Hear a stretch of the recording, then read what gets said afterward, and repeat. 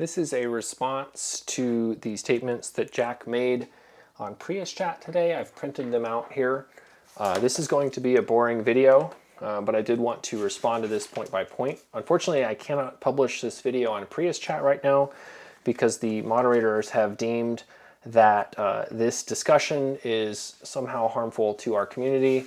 I'm still appealing that. So I first want to just look at Jack's statements here and give a rebuttal to them. And it's going to be a boring video. If you think most of my videos are boring, watch this one. So yeah, Jack says, the moderator closed your thread because it was far from reality.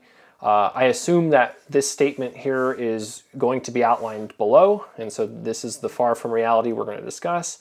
Here's my response to your video to set the record straight, period, colon. He said, I finally had time to watch your video and not a single word you said is true. So when you make definitive statements like this, they're really easy to refute. For example, the statement I made about the service disconnect that you have acknowledged was in early prototypes, that was a true statement. So this statement is incorrect. Maybe I get the gist of what you're saying, but don't speak in absolutes because it's really easy to find a counterexample. All I need is one, so this statement is incorrect. It's clear that your goal is to lie and discredit the hard work of others. That is actually not the case. There are some certain implications legally from writing that, but I'm glad you wrote them down at least. Very distasteful. So distaste has nothing to do with any of this. I'm responding to safety issues with your product. So here's your quick response out of your 48 minutes video. So the first response, we're going to just look at these. This is just a bunch of timestamps, and we're going to look at them real fast.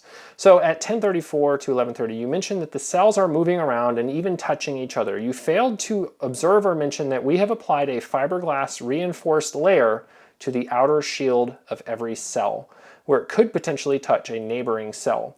This includes 2 layers of fiberglass reinforcement and tube shielding. When he says tube shielding, he's talking about this heat shrink-like tubing here. So yeah, 2 layers of fiberglass reinforcement. So one, yes, there is a layer of fiberglass reinforcement. There's only one layer. I found one place where there are 2 layers. So for example, right here, this is protected from touching here. There's a layer here and a second layer below it. So yeah, in that case there is, in this positive case, this makes sense. In the negative case here, you have the same, actually one kind of layer maybe, but it's not even all the way. Now, granted, in the negative case here, this is the same voltage potential as the outer jacket there of the cylinder, so this isn't really necessary at all, but it's still here, but applied poorly. So hopefully your people understand, and maybe they do because they have applied 2 layers here. Okay, sure. So you have it here. And again, yes, I agree. There is a layer of fiberglass here. Fiberglass tape in this way, this fiberglass tape has fiberglass strands in it. Those are not going to prevent the wear if this tape were wrapped the other way. So if you wrapped the tape around the cylinder here, that would actually give you a fiber reinforcing, but this is just going to shear through it. My entire statement still stands. You are correct that there is one fiberglass layer between these cells, and notice it's only on one cell. So in this one it's on this cell but it's not on that one. In this cell it's on this one but it's not on that one, etc. all the way through. And I did look in here and it looks like the orientation of this tape is mostly well applied. This was the worst one I found here, where the tape would still get rubbed through, but only by about 2 millimeters. So once again, if you wrapped this tape, if that's going to be your solution, if you wrapped this tape around here, 4, 5, 6 layers or whatever, you could probably just forgo this glue or whatever. It's still a glue to me. You're calling it a heat spreader, which we'll get to that point later. That doesn't make any sense to me. So yeah, you are correct. Y'all have applied a fiberglass separator here. In addition to that, it's still going to rub through in areas where the cells are close together. So I don't, you are correct. I did not mention the fiberglass there. It doesn't appreciably change my statement in any way whatsoever. You still have rub spots here and there, etc. I'm sure there's more down underneath. And so it's just a matter of time. How much are you going to rub through? So again, I don't really change my statement. Before you had 2 layers in my old statement. Now you have 2 layers plus 2 layers of this fiberglass thing. This is similar to the Challenger disaster. Feynman's famous quote, Feynman's famous quote of, an O-ring that's halfway burned through, has 50% failed. And it's like, no, an O-ring that's halfway burned through has 100% failed. The design is bad. That's the point I was trying to make in the original video. And of course, I'll clarify this now. So if you want to just do this fiberglass tape, I would not recommend doing that. You need to wrap it around the cells several times so that the mechanical support member is there. Now, of course, because these are all still able to move around because there is no mechanical support above the bottom layer, you still have movement. That's what causes the rubbing. So if you ultimately want to get rid of the issue, honestly, if you wanted to keep this insufficient fiberglass tape design here, which I suppose this glue is applied to, I don't know if this is thermally spreading fiberglass tape. This is a joke. We'll get to that point in a second. But this is just insufficient. And if you did want to leave this as is, you would need to have mechanical support on every cell on both sides, especially in this middle here where the cells can get close together, at least where I see them the closest together. So yes, to answer that point, yes, there is a fiberglass reinforced layer. It's not 2 layers, as you said. I only found the one spot that there were 2 layers here. It is 1 layer. If you put it on both sides, then yeah, maybe that would be 2 layers. This is not implementing exactly what I described, though. I refute this point here with the plastic. This is not the same thing in any way, because the plastic sheet that I mentioned is mechanical rigidity. It's holding the cell in place and, of course, giving us the electrical isolation between it. This is, again, what I called in the last video the the DIY bicycle battery quality thing there. So I refute this statement there. It's not exactly what I described. What I described was the plastic barrier that was weaving between it. So anyway, moving on. You mentioned the glue is broken and the tab is moving around. The tabs are moving around. I don't know that I mentioned the tabs moving around. I definitely mentioned the tabs were what was retaining the cells in place. What you're referring to is flexible thermal paste designed to insulate and dissipate heat. This is total garbage. This doesn't make any sense whatsoever. Even if this is thermal paste designed to both insulate and dissipate heat, he must mean insulate electrically, almost an admission that you need this electrical insulation, and then to dissipate heat. You can certainly find things that are electrically insulated and conductively will allow heat very well. A standard TO220 gap pad will do that. The gap pad on here does that. This does heat very well, but not electrically. So I'm not refuting that statement. But what heat are you spreading? Are you spreading heat from this cell to that cell? This cell that's got 100 watts through it to that cell that's got 100 watts? That doesn't make any sense. If this were a heat spreader, it would be all over everything, and of course that would wreck your airflow even more. This is not a heat spreader in any way. Where am I here? It is not a heat spreader in any way. This is total hogwash. I disagree completely. This is probably here. Whatever, we're not going to call it glue. We're going to call it a thermal paste. Fine, it's a thermal paste, but it's not doing anything, and that's disingenuous to say or insinuate that that's what's happening. It's fine, okay, sure. Its purpose is to loosely create a flexible gap while insulating electric. Okay, yeah, so that's what I was thinking. And dissipating heat from the adhered object. The adhered object, of course, is the cell again. That makes no sense. If you were dissipating heat, this would be like glued to a heat sink or whatever. Maybe that's what it is. This is normally the stuff you see on connectors. In fact, yeah, this is not a thermal thing. Look at me wreck that there. Let me grab, this is this. So the V1, this is an electrical insulator here to prevent this from puncturing the cell. If you remember the V1 cell, how this was tucked in right in there. This is to keep that from touching the bus bar or whatever. And you can actually see that it's worn through. So yeah, it is an electrical insulator. This is the same thing as that. So are we conducting heat away from this connector? That doesn't make any sense. These are doing like 100 milliamps. There is no heat coming through these wires here. And if it is, it's like millijoules, not heat. So I'm going to take issue with that. Whatever the heck this is for, again, this is to glue these cells in place probably while you're soldering these tabs on. I've already talked about that. Okay, so its purpose, okay, fine. Okay, so the bottom of the tray has many concaves where the battery cells are permanently seated. You failed to observe or mention this in your video. That's actually also incorrect. If you look at 6 minutes and 12 seconds, I specifically mentioned this in the video. So I think in this case, you actually failed to observe my video. You didn't watch it. So 6 minutes and 12 seconds, obviously you watched some of it, but you somehow missed this part where I specifically mentioned that. So yes, the bottom cells are there are little trays for them. And again, I said that here, but look, no cells, no trays in the top. If there were trays, I wouldn't be able to move these things 5 millimeters back and forth. Look at this, when this happens in the car. This is always going to happen in the car. So anyway, disagree with that. You failed to observe my, my video, is what my response there. At 24 minutes and 21 seconds, you guessed that someone messed up the BMS and needed to flip something and poorly soldered it. You peeled off the fish paper capped and tape. So yeah, you're basically proposing, this is how can a thin gauge wire held in place by soldering fish paper and capped on tape suddenly fall off and dangle around? So fortunately, I didn't show this in the video, but fortunately I videotaped the B-reel for this discovery event. So what I showed you in the video is what it is now, where it's actually sitting out here like this. But I did in fact film the B-reel where I actually discovered this. And when I can post on Prius Chat again, I will certainly post it. This is actually already on YouTube. I have it as a public, where if you have the link, you can watch it.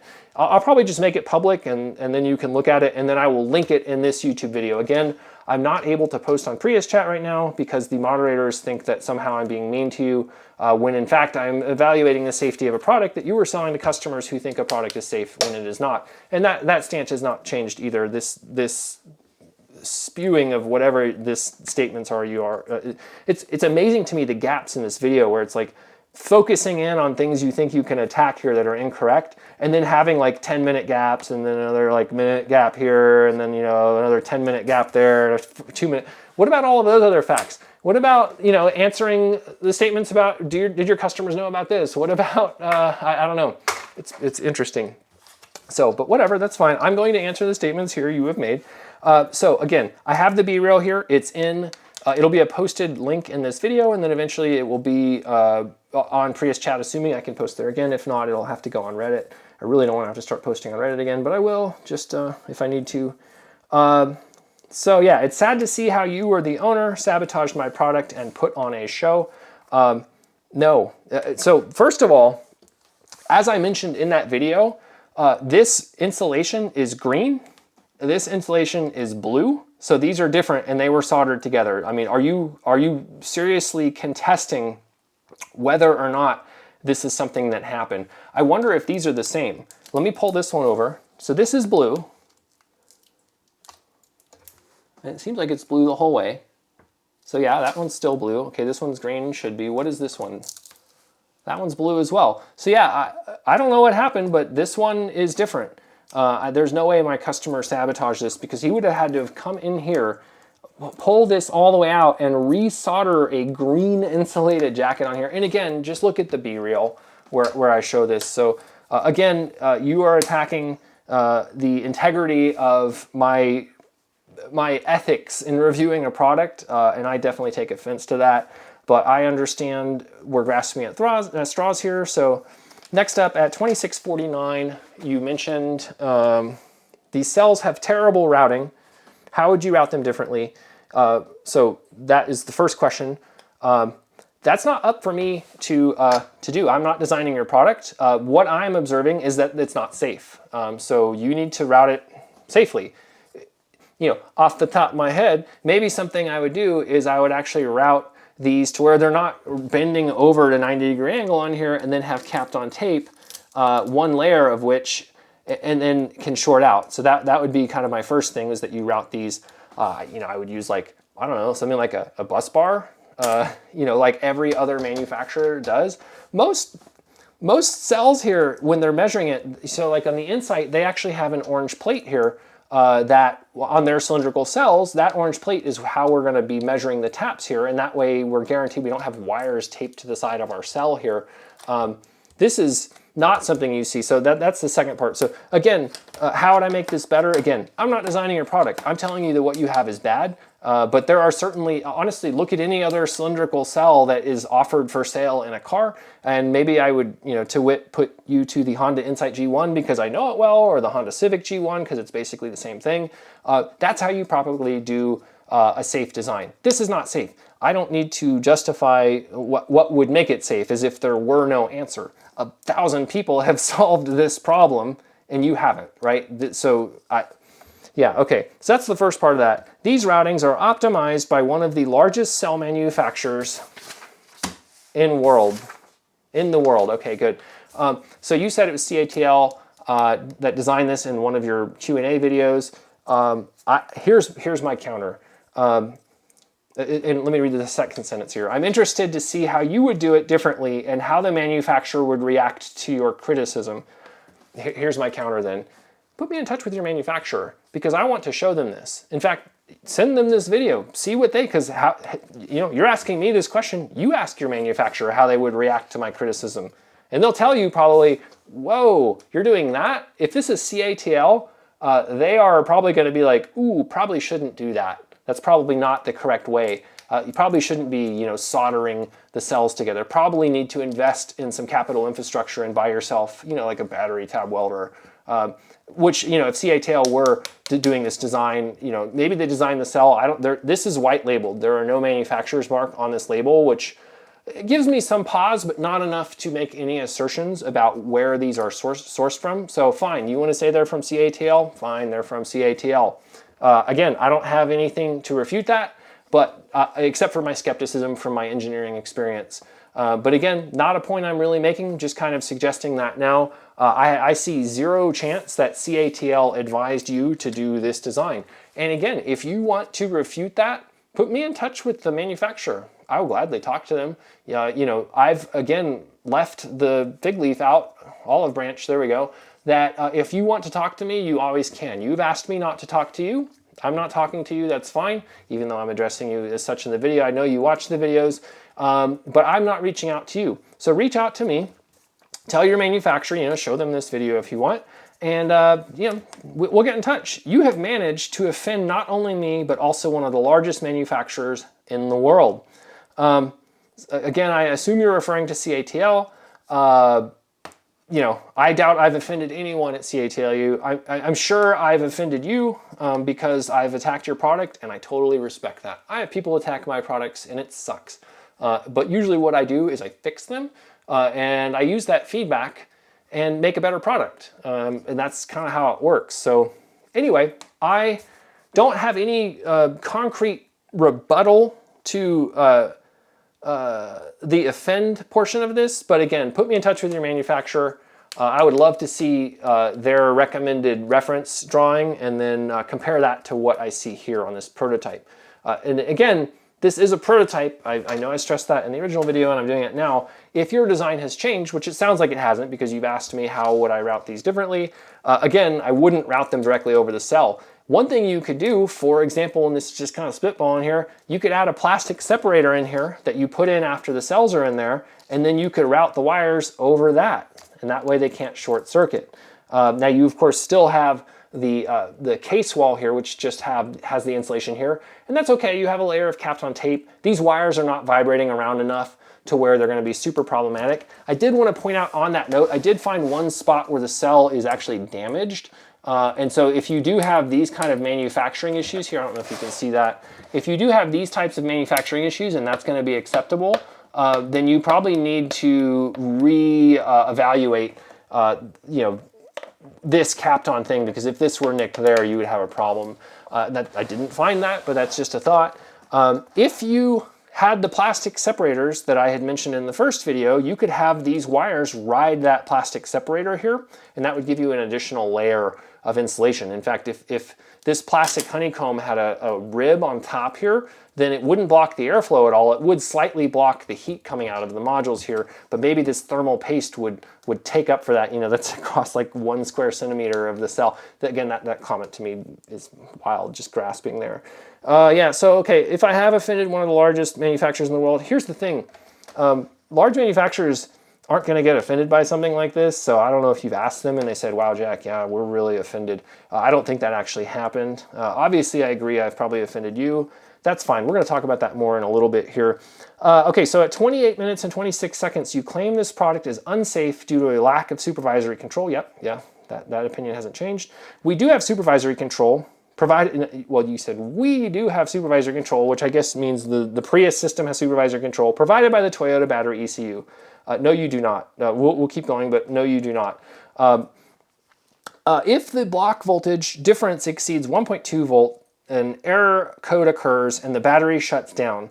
I would refer you to your 5 customers I know about where their pack actually melted down. Their lithium iron phosphate V2.X or V1.X packs melted down, and that would just be all we need to know. Again, the V1 and the V3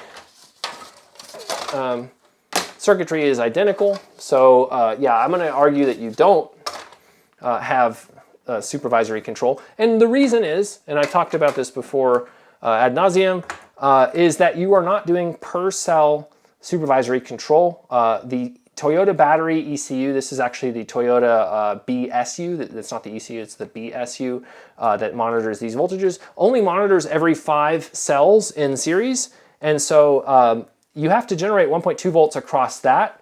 And so here's a hypothetical, just a hypothetical. We have 2 different things I want to look at. First hypothetical, what about a disconnected wire? What happens when this wire is disconnected? That's the graph. I don't have it right now, but that's the graph I shown where the 2 cells in the last video were much higher voltage. If you remember, they were, most of the cells were down here or whatever, and then you had 2 that were way the heck up there, that graphic right there. So that's this first one. So what happens there is over time, all of these cells continue to stay here, and these, every time you drive, just get slightly more and more charged. And eventually, so this is an accumulation of, it's a voltage measurement here. So this y-axis is voltage, but every time, let's say every time we drive, we're adding 10 milliamp hours of difference. Eventually, this voltage gets really, really high. And so yes, okay, maybe the Toyota battery ECU does catch that, but maybe it doesn't. Because here's the second thing. Let's say you have one of your 5 stacks here, because again, we can only measure every 5 cells, and they're at 3.5, 3.5, 3.5, 3.5, and 3.5 volts. That's going to be the same as if you have another one where they're 3.3, 3.3, 3.3, 3.3, and 5.4 volts. And in case that's not immediately obvious what's happening, sodium cells aren't going to like being at 5.4 volts. And the problem, you say, okay, well, this can't happen. It absolutely can happen, particularly when you have a wire disconnected and then a cell that is able to just creep higher and higher and higher, and this guy keeps regenning there. So, this is not a corner case. Again, you've had 5 customers that have run into some version of this where a cell gets overcharged, and eventually as the resistance goes higher and higher, this voltage is going to get higher and higher and higher. Maybe the Toyota BSU catches that because it does exceed this 1.2 volt threshold. I agree that that exists, but that is not supervisory control. That is a final failsafe, and the insult to injury is that you released a product, the signal soother, trying not to cuss in these videos, you released a signal soother that directly refutes this statement that you just made. And granted, your V3 product does not have a signal soother, so thank God. Again, that's the only good thing that I had to say about this V3 product, was that it has no signal soother. This statement goes away when you say that. So the fact that you're relying on a system that you are intentionally disabling, or at least increasing the threshold on, again, watch my signal soother video if you want a full explanation on that. This is mind-boggling to me that you would fall back and say, and again, we'll talk about this more when we look at some of the private discussions that I've had with one of your, someone on Team Jack, I'll just call, I think that's what I called them there. So I disagree with this. Making claims based on pure assumption. So it seems you don't own a Prius. I mean, I readily admit that. In my last video, I readily admitted I don't own a Prius and are not an expert on the sodium-ion battery. I disagree on that. Again, sodium-ion battery, I probably know more than the average bear. I'm sure you probably know more than me about sodium-ion battery, but that is probably not knowledge that you're using to the best of your ability, because if you were, this would not be in your product. So that's my counterpoint to that. I probably have more experience with battery systems, and granted, sodium-ion is cutting edge. So yeah, you visited the factory. I've never visited the factory, so that's fine. And I don't really have any plans to. That doesn't discredit my ability to do engineering, electrical engineering, which is something that I am certainly better than you at, so, and your team. So making claims based on pure assumptions, in no case have I done that. And in fact, when I make educated assumptions, I always qualify it. And I will correct them if wrong. In fact, a someone on the Prius chat forums mentioned that I had misquoted the power, the assist value, and I immediately changed it, and I thanked them or whatever, right? Like, we have to be able to grow and learn on this. And of course, it sucks that the test bed is, of course, your product, which is terrible. But, you know, we have to be able to grow and admit when we have fault. And that's not something I've seen you do. In fact, your silence for like 2 or 3 months before this product came out on Prius chat was deafening. And then for you to suddenly be replying in my threads over the last couple of days because, you know, I got your prototype. It's interesting. I know that's a huge aside there, but I take some great offense to this comment, most of this in general. Okay, so next, at 3104, you say Jack does not take feedback well. This proves that you are lying.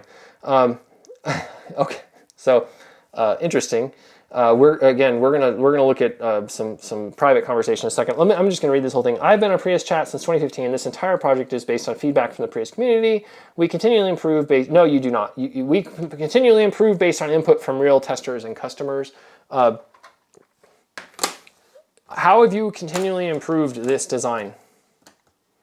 You made it worse. So you had a V1 and then you had the V2.8 board that was worse. And I did a review on that as well. And then you went back to your V1 design. So I would think that if this design was bad and you went to a V2 and then a 5 and then a V2.5 and then a V2.8, it's weird to me that you would go back to a V1 that you know is insufficient.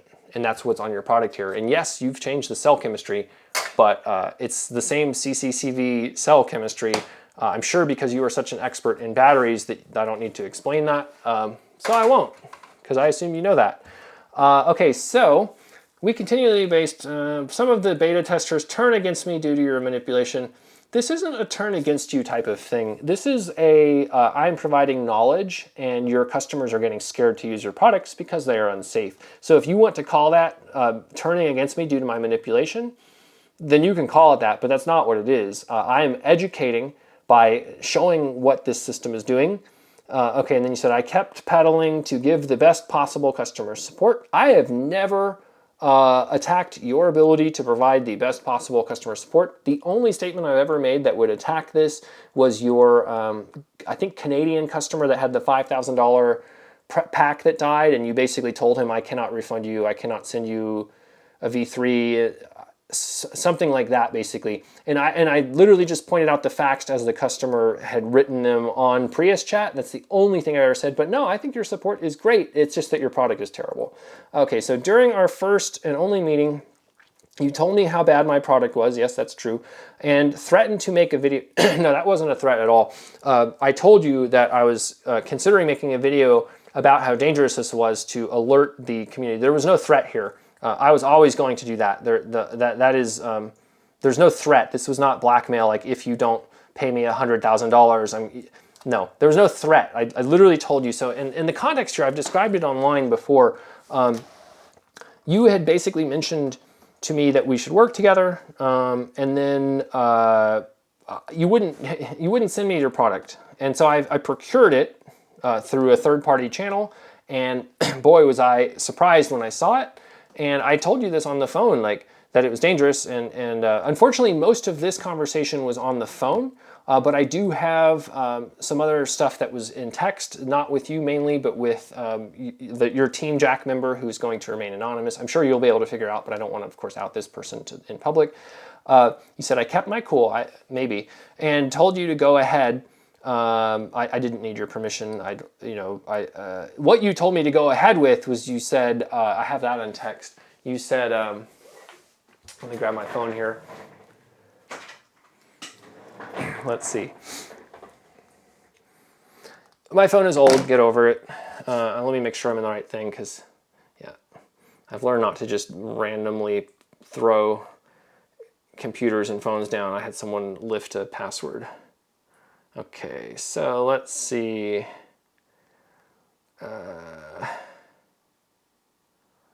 Sorry, doing it all on the fly. Yeah, so you were on an airplane.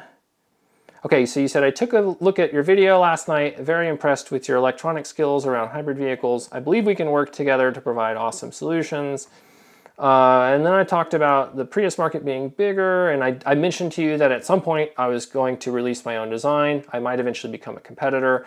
And you said, you're welcome to enter the battery market for Prius. Spoiler alert, it is not as shiny as it seems. I am losing money big time.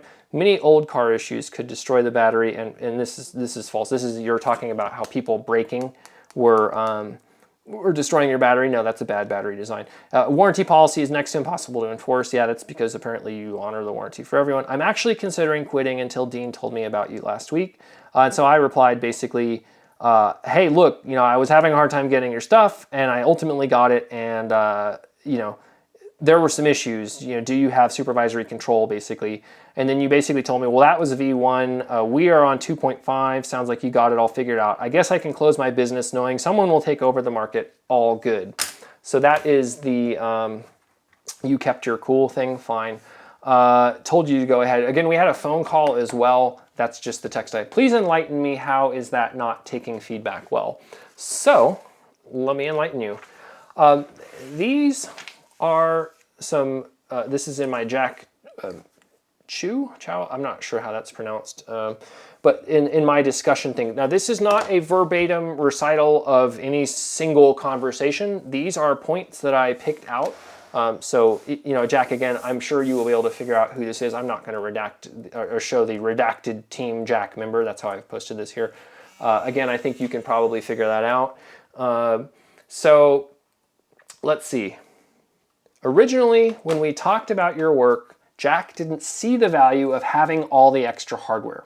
So he's talking about a battery management system. I had talked to the redacted Team Jack member here, and he said Jack did not see the value in having all the extra hardware. The extra hardware is the battery management system that keeps this all safe. Okay, Jack expressed reluctance to go beyond simple plug-and-play modules that match cars' existing BMS because it keeps his business simple. So here we're stating a motive. Why is Jack not using the hardware? Because it keeps his business simple. That's the discussion here. There's no extra value because it costs me more money. So that's kind of what we're working with here. Later on, the redacted Team Jack member says, your hardware and firmware is essential.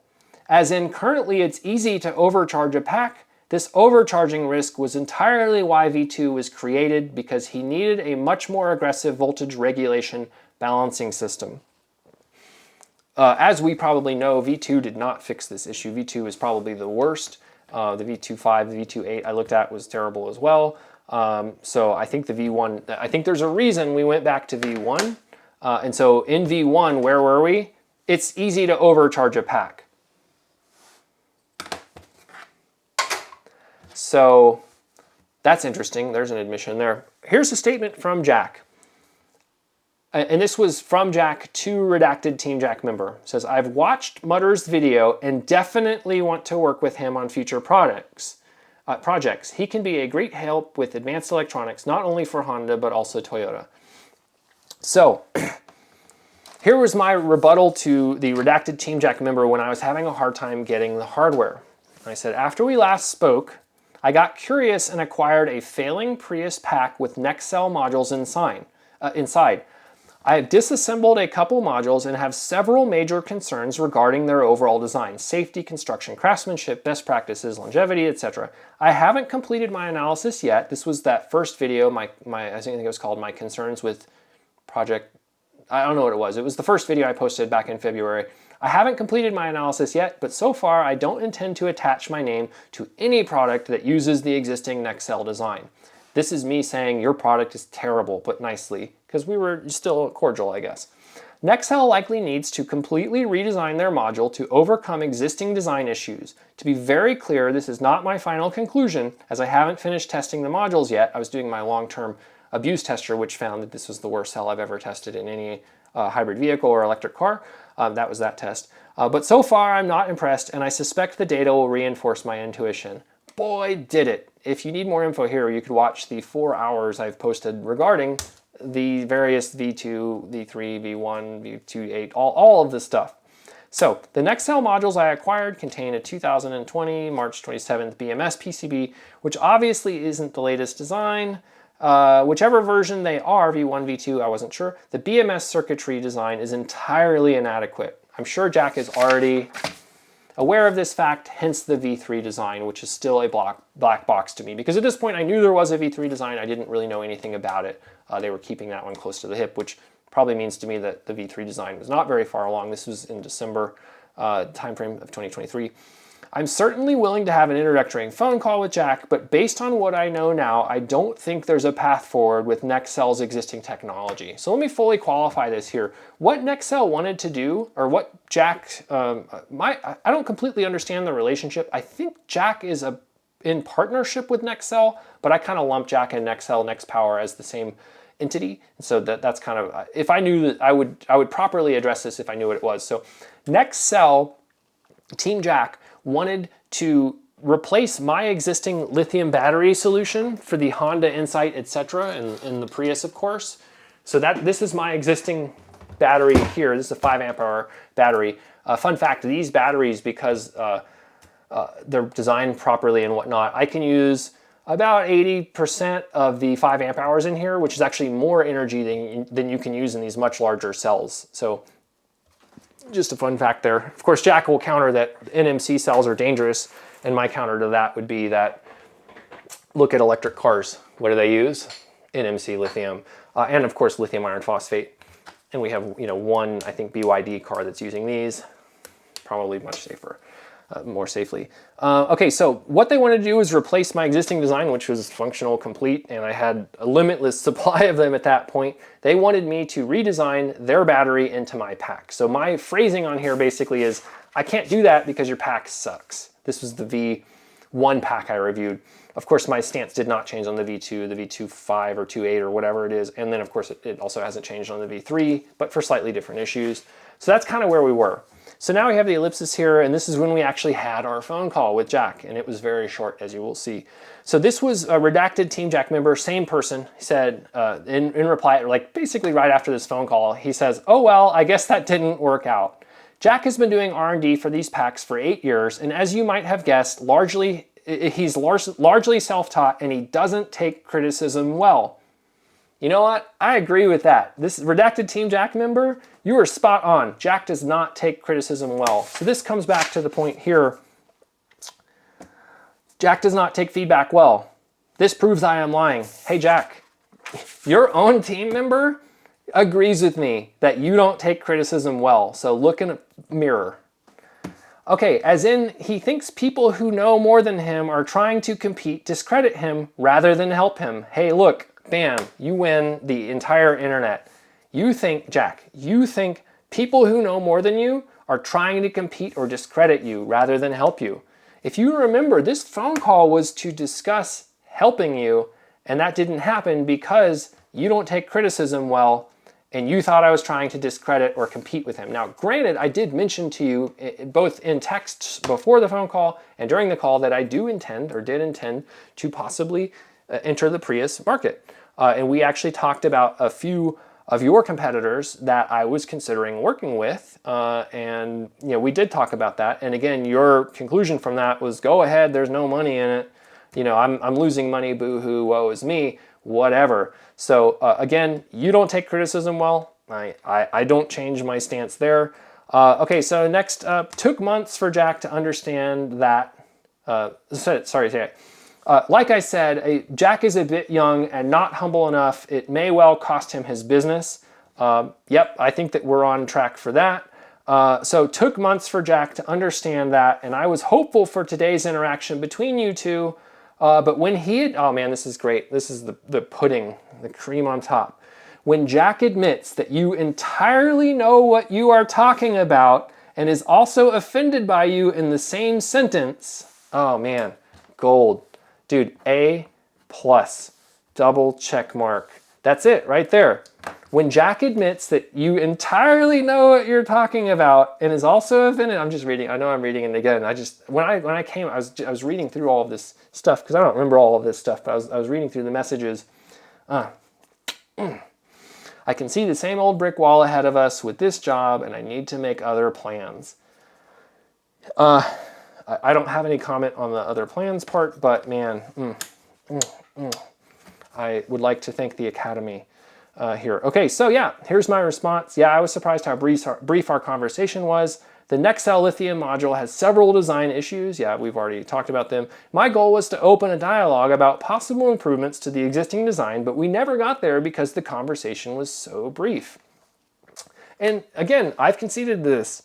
I don't give feedback with pretty much any sugar coating at all. When your product is terrible and I'm like, whoa, you have thousands of customers and they have the thing that I just reviewed in front of me, yeah, you're going to definitely get the videos you've seen from me. That's basically, you know, again, slightly more sugar coated. You know, basically statements like this talking about design issues here. And they seem to be that ultimately my critiques were valid because this product is about to exist, this V3 product. So if the V1 was redesigned, if your product was good, why would you redesign it 10 times? You know, V1, V1.5, V2, V2.5, V2.8. I don't even know how the versions work. Again, I'll refer you to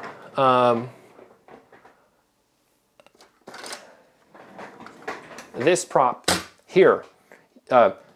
This prop was started shipping in 2022 January, 2024 July. It's almost August now. Granted, in full disclosure, there is a Rev D version of this board, but that's simply because of the COVID parts shortage. I had to replace a bunch of parts on here because I literally could not buy them.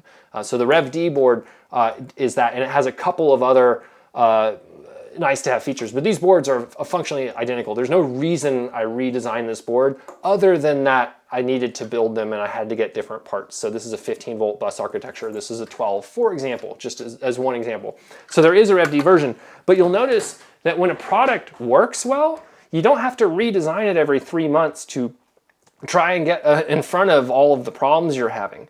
This product has been shipping for 2.5 years, essentially unchanged except for the aforementioned COVID issue. So yeah, that's that. So yeah, surprised how brief our conversation was. Again, Jack got very passive aggressive. I kind of read some of that stuff there and basically shut down because he doesn't take criticism well and he thought I was trying to discredit him. And again, there was some competition aspect. That being said, if his product was good, I probably would be using it. And as I've mentioned before, the LIBSU product that I'm slowly working on, it's not my top priority right now, is not a direct competitor for this. In fact, I mentioned in my last video that you could theoretically take my LIBSU product once it exists and add it by replacing these PCBs with an LIBSU version that would also replace the BSU maybe, or you know, whatever. Like, I'm not a direct competitor here, although my finished product would be. Of course, when I sell it with the pack, I'm not selling the LIBSU product. That will be done through another person in a company in industry that's quite reputable. So yeah, the NexPower lithium module, several design issues. My goal was to talk about improvements. We never got there. So I feel for Jack's plight. This is what I wrote. And yet the fundamental issue remains. His core battery technology is inferior/deficient. Yep, that hasn't really changed. Now I will say the core battery technology with sodium, that has probably improved, almost certainly improved, because the V2 and previous cells were terrible. This one, again, I can't test this one because my customer does need it back, and the tests that I do beating it up, you know, where I'm dumping 200 amps in and out of it and whatnot, that's pretty, it's not a test that cells live through, it's just how long do they live during. So can't test that here. I assume this is better. If this is made by CATL, of course it's better than whatever it is you had before. I would like to see their logo on here. I was not aware that CATL will white label. White labeling means that a manufacturer makes something but they don't put any of their branding on it. I don't understand why CATL would do that. But again, maybe they're doing that. I have not been able to find any information based on I presume this is a part number, and then below there is some kind of serial number and date code. So yeah, fine. Yeah, so your old technology, when I made this statement, it was regarding your V2.X and previously, that it was inferior. Your core battery technology is inferior or deficient. Now, of course, this core battery technology, the battery management system, which is, of course, a requisite for any you know, lithium or sodium system, that is still inferior and deficient. So I suppose Jack doesn't, this is my final statement here that I pulled out. I suppose Jack doesn't want to face this truth, or at least hasn't until recently, hence his defensive response to my rather obvious statements. Nothing I've said here is earth-shattering. This is a bad design, like I said, and of course this did not exist, or at least I did not know about it at that point in time. I didn't know. I knew V3, I didn't know what it was, but again, nothing has changed there. So that's kind of the pertinence here. Again, the qualifier added at the beginning of this. This is not a verbatim, this happened and then that happened and this happened. It is chronological, but it's not. It's snippets here. I haven't changed the meaning of anything. I've just pulled out because there was a lot of back and forth between this redacted Team Jack member, Jack, and myself. These were the most pertinent things. Of course, the key point here, the Exhibit A is going to be that when Jack admits that you entirely know what you're talking about. Man, it's just neat. Love it. Okay, so that was a long little sidestep here. Yep, so Jack, okay. You say Jack does not take feedback well. I do not modify that statement. That is true. I don't know that it proves that I'm lying. In fact, this is a subjective statement because anyway, yeah. You've been on Prius chat longer than me. Sure, we continually improve based on input. I would disagree. I don't think that you can continually improve, particularly from the V1 to V2.8 that I reviewed, and the V3 has a lot of the same issues. I think your biggest continual improvement was getting rid of the signal soother, as I've mentioned before. Please enlighten me, how is that not taking feedback well? I think I just did that for probably 20 minutes, so if you need further clarification, I can dig up more information. And then, of course, if we do end up escalating our relationship into a judicial aspect, then you know, in the discovery, you can get a lot more enlightening during that. And of course, I will get the same. The discovery is going to be amazing. I can't wait to subpoena all of your customer records and stuff. Again, this is that is if you sue me, I still don't have any intention of bothering with that. You know, we'll see what happens. Okay, at 31, 34 to 32, 28, you mentioned there is not enough space and air can't get through. If you look at the Toyota blade design, you'll see there is even less space for air to get through between. I don't disagree with that. Yeah, the Toyota design has the airflow is not great. Tightly interlocking prismatic blades. Yeah, so I don't know that I call them tightly interlocking. They do have the plastic standoffs that interlock. There is actually an air gap that would allow air to get through those channels. It's not like it's a solid block, because otherwise why would they have a fan? I suggest you find a Prius with a stock battery. I've seen this. I know I'm new to the Prius space, but yeah, I've definitely played around with stock battery in a customer's car here in Chattanooga. Not a customer, but an acquaintance's car. There was no financial transaction. Dig into it and make a video criticizing Toyota. So Toyota's design is not unsafe. They have temperature sensors. Of course, you reuse their temperature sensors. You can see where those clip in right here. So when the pack does get hot, it can dial it back. So again, I'm not sure that I need to make a video criticizing Toyota. Again, their design is quite a bit safer. Nickel metal hydride is, of course, quite a bit safer than the lithium iron phosphate, and then, of course, NMC. And, you know, yep. Okay, so next up, final point here. Again, this video, I'm sure, is very boring. At 39 minutes and 51 seconds, you claim this is the worst product. So that's actually not a statement I made. I actually have the exact statement. It was slightly before this, I feel like. Here's what I said. This is not an exact quote, but because I had a lot of uhs and because that's just how I talk, even right there. So I said, I don't understand why this product exists, or at least the stated reason. And in that case, I was talking about this specific, the V3 non-GT version, and I had gone through a whole explanation of why the V3 GT made a lot more sense. It was an existing architecture you already had using these sodium cells, so it would have required less time to design. There's less customer confusion. And so these have high ESR. That's what we were talking about, was the high ESR. So that was the statement. I don't understand why this product exists, or at least the stated reason. Again, your stated reason is that it's faster for the installers to install it. And then I said it's a worse product. So the V3 is a worse product, not the worst. That's a very distinct difference, worse versus worst, because this is saying there are no products worse than this. This is a worse product than the V3. So the V3 GT is a better product. This would have been what I was saying. The V3 GT is a better product than the V3 non-GT. That's the claim I was making there, and in context, you can definitely see that. So I said, it's a worse product. The V3 is a worse product than the V3 GT. So I'm really at a loss on that, on why NexPower is going to sell this product here. So it says, you keep saying that and yet can't make a battery for the Prius. I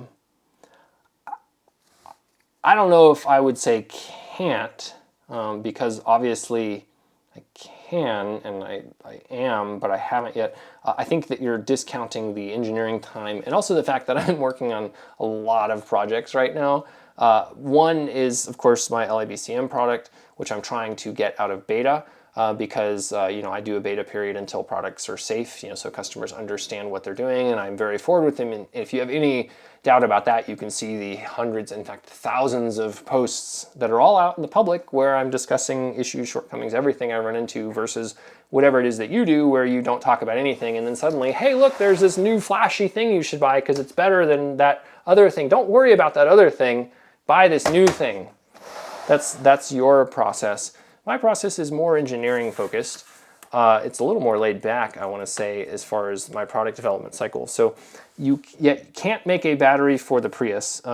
Here's my promise to you, Jack. I can make a battery for the Prius. I am actually working on it slowly, and I have a functional proof of concept on the bench, and of course I need to put that in the car. I have fully reverse engineered the BSU at this point, so I can send data to the OEM computer, any data that I want, presumably the correct data. I haven't tested that in the car yet, but again, it's on the bench, and I know that we've had this whole conversation about, is bench testing valid? It absolutely is, because that's how you design products. So yeah, I can definitely make a battery for the Prius. I don't really have a timeline on it because, I don't know when it's going to be ready. I have a rough estimate of when I'm going to be focusing all of my time on this project, and it's not soon, but it's soonish. You should definitely keep your ear to the ground on that one. So all you ever show is your Arduino-based circuit board with computer fans and your effort to discredit me in every corner. Yeah. So I've been very clear about this. This is a point of ignorance in anyone who mentions this, including yourself. Yep, here it is right there. Mega 2560. Yeah, man. Yeah, that's it. Man, boy, you got me. So let me tell you though, this is running bare metal C. It's running a custom bootloader. I am only using the hardware on this board. I'm not writing this in Arduino, and you can look at this if you just open up my completely open source code, which I'm pretty sure you've probably looked at this point. I imagine you've probably taken a little gander in there to see what it is your product is missing. Yeah, you can see that this is bare metal C, which is how you write code for the industry. So yeah, no, I'm using it. Look, you can see, look, here's my LIBCM bootloader, because this is running, everything on here is code I've written. There's no Arduino. Now granted, the upload process for the code that my customers use does use the Arduino API, because can you imagine telling your beta customer that they need to install the Atmel Studio toolchain and then watch as they melt down downloading a 2 GB file and opening it up and it's a huge jumbo jet? So yeah, no, I use the Arduino IDE to have my customers compile and upload, again, my non-Arduino code, which is written in bare metal C, and run on there. So I guess good try, because we're trading jabs there. Yeah, and in fact, one of the compelling reasons for using this is that during the pandemic, this was generally available, the 2560 itself. And actually, the 2560 is an expensive chip, and I can't buy all of these parts for what I can just buy the entire PCB for. And I actually need a standoff for this USB connector, because due to mechanical constraints, I can't have any through-hole parts above this line, basically right there. You can see where all the pins stop. And my USB header has to be up top there, so I actually already had to have a standoff. And so I was like, well, this board cost me $21. It was about $16 when I designed the product. And there's no way I get that. Now, I don't use the power supply on this. I don't use the reference on it. I literally use this 8-bit MCU, which is more than enough for the process at hand here. I think my memory usage is about 10%, and my CPU usage is like 95% idle time or something. It's you know, I'm not using that hard at all. So yeah, you are correct. I'm using an Arduino-based circuit board. That's a correct statement, but your connotation in that I'm using some inferior thing. Here's my counter to you on that. Which MCU, which CPU were you using again? Let's see if we can find that here. Maybe it's under this connector here. No? Interesting. You know what? I've come to the conclusion just now that you're not using a CPU at all. So that's interesting. So tell me about the firmware you're running on your supervisory control computer. Oh, wait. You don't have one. Interesting. Okay, yeah, so computer fans. Yeah, I do use computer fans. They are Hydroglide, Sunyon, Maglev. Maglev fans are great. MF 6015. Again, the entire BOM for this is available online. This is a high reliability fan. It's called a Maglev design there. And if these fans fail, we can detect that by monitoring the temperature. So I'm not really sure what your point was there. Also, these fans are in series with the OEM fan that cooled the OEM pack. So the car has an air channel through it.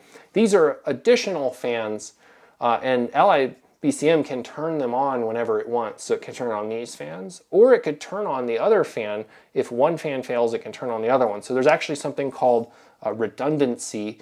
You should look that up. I know I'm getting a little petty here, but this is just some annoyingness here, grasping at straws.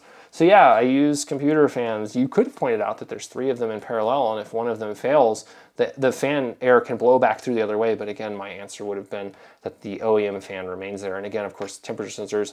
I think I have, let's see, it's 5, 4 is 9, and then 3. I have like 13 temperature sensors that I can use to monitor it. So if a fan fails, I'll detect that. And again, it's this thing called a central processing unit that allows you to write this thing that's called firmware that allows you to make a thing that's called supervisory control, so that if something goes wrong in your system, you can detect it. And again, I know this is a new concept to you, so maybe you could hire a consultant to write some of that stuff for you. Okay, so yeah, fans and efforts to discredit me in every corner. Jack, your products are terrible. They are not getting better.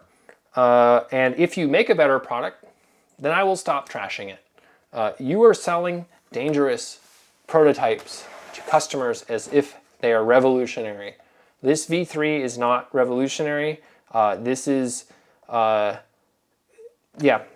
watch the 4 hours of commentary I have on your existing products. So if you are truly a doer with the ability to create something real, yep, that's me, got check. I encourage you to make it happen and show it to everyone. I mean, that's how I work. Look at my threads where I write about when I'm working on stuff. I show it to everyone.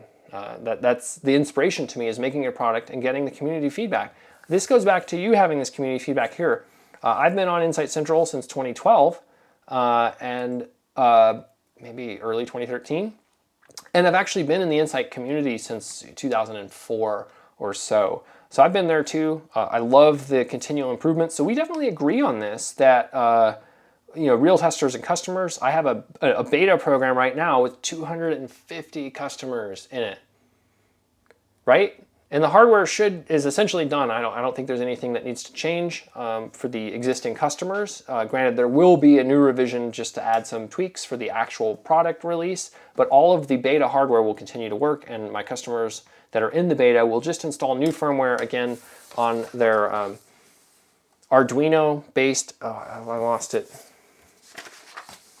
Yeah, so my customers will be installing it on their Arduino-based circuit board. Again, the thing that you put that code you write that makes your system safe, that makes it adhere to SIL level 2 stuff. So I encourage you to make it happen and show it to everyone.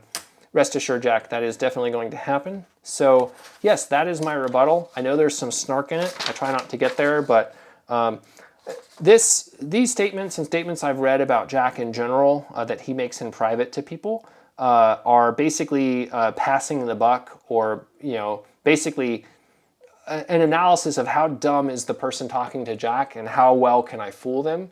That's everything I've seen in private, and again, I've omitted a lot of that from here, where this redacted Team Jack member was telling me things about the V2 product that were not true. And this redacted Team Jack member was very open that they were not an engineer, and that they were basically regurgitating what Jack had told them.